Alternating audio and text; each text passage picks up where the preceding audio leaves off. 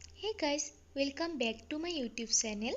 আজি মই আপোনালোকৰ কাৰণে খুব সহজতে কেনেদৰে নাৰিকলৰ চিৰা তৈয়াৰ কৰিব পাৰি তাৰে এটা ৰেচিপি লৈ আহিছো। এতিয়া দেৰি নকৰি ৰেচিপিটোলৈ আগবাঢ়ো বলক। তাৰ কাৰণে প্ৰথমতে মই এটা নাৰিকল লৈ এই ধৰণে বাকলিখিনি গুচাই ধুনীয়াকৈ চাফা কৰি লৈছো। তাৰ পাছত মই এখন ৰুকনি লৈ লৈছো আৰু ভিডিঅ'ত দেখুওৱা ধৰণে ভালদৰে এই ধৰণে কৰি লৈছো নিজৰ সুবিধা অনুযায়ী। এয়া অলপমান কৰি মই দেখুৱাই দিছো এবাৰ ভালদৰে। এতিয়া গুটিখিনি এই ধৰণে কৰি ল'ব লাগিব। ময়ো একে ধৰণে গুটিখিনি কৰি লৈছো আৰু মই কৰি লোৱা প্ৰায় হৈ গৈছে।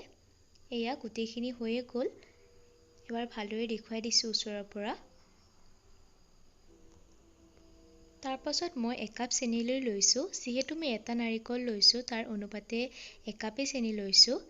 এতিয়া এইখিনি নাৰিকলৰ ওপৰত দি ভালদৰে মিক্স কৰি ল'ম। এয়া মই চামুচ এখনেৰে ভালদৰে সানি লৈছো এবাৰ। এয়া এইখিনি ভালদৰে মিক্স কৰি হৈ গৈছে।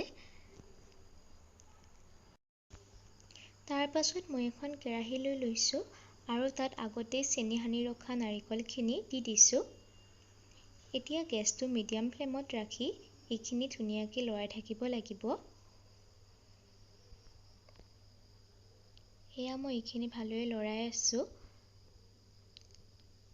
এয়া দেখিছেনে চেনিখিনি প্ৰায় গলিবলৈ আৰম্ভ কৰিয়েই দিছে।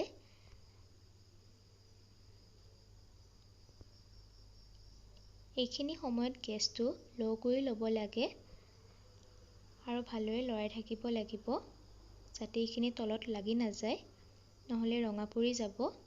এয়া এইখিনি আগতকৈ যথেষ্ট ডাঠ হৈ গৈছে।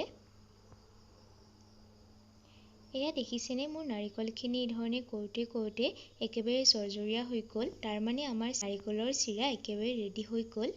এতিয়া এয়া এটা বাটিত নমাই দেখুৱাইছো। ইমান ধুনীয়া জৰ্জৰীয়া হৈছে।